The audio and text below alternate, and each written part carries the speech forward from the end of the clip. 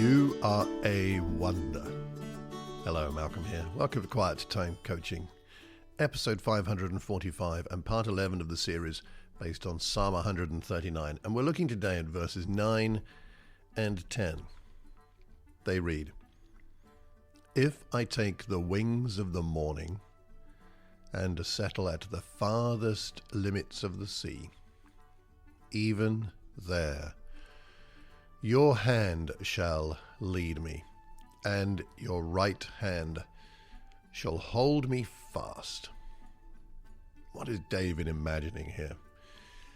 I think in his mind's eye, he's picturing the sun rising in the morning in the east, moving through the day, and setting in the west over the sea, the Mediterranean. He's imagining God's presence covering the whole earth, the earth and the heavens. One commentary suggests that the phrase, "if I take the wings of the morning," might also reference speed. It's a bit as if David is saying, if I could fly at the speed of light.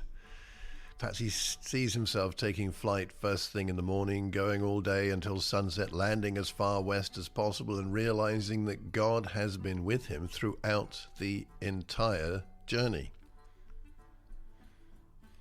What about the hand here? How does David perceive God's hand? I believe he sees God's hand as benevolent, his right hand as strong, authoritative, kingly.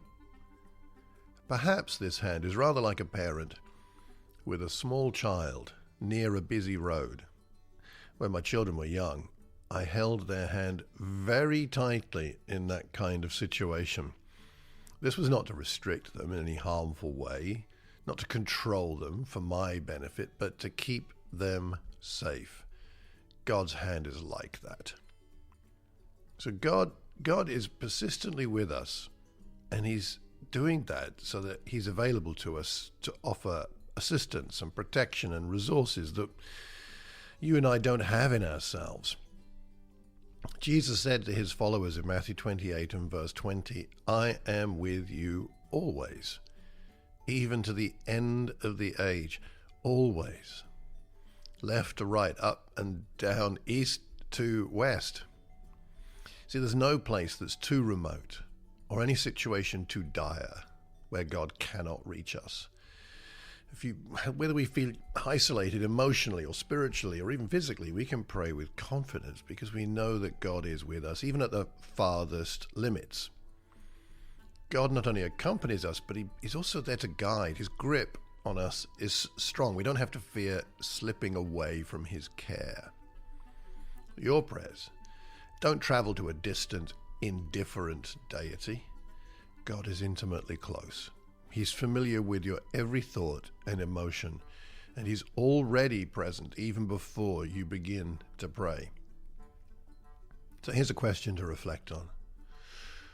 What does it mean for you that God is available to guide you? And connected to that, how does it feel when God is holding you tight in his hand? A couple of suggestions. The ending of Matthew's Gospel is a promise, so why not take some time to pray through that promise, "I am with you always to the very end of the age," and maybe look up some other scriptures about God's hand. I think you may find it interesting, and maybe it might inspire some prayer times for you. Next time, we're going to go on to verses 11 and 12. And by the way, I'm planning a spiritual experience day based on Psalm 139 in the spring of 2025, so if you'd be interested, please email me, malcolm@malcolmcox.org, and I am beginning to make those plans. It'll be helpful to get your suggestions and what you would like to experience that day. So give me a shout if you can, and I'd be grateful for that. If you have any other questions, drop me an email, and if you would, why not subscribe to my newsletter from my website, malcolmcox.org, and we'll stay in touch that way also. Till the next time, hope you have a wonderful day. Take care, and God bless.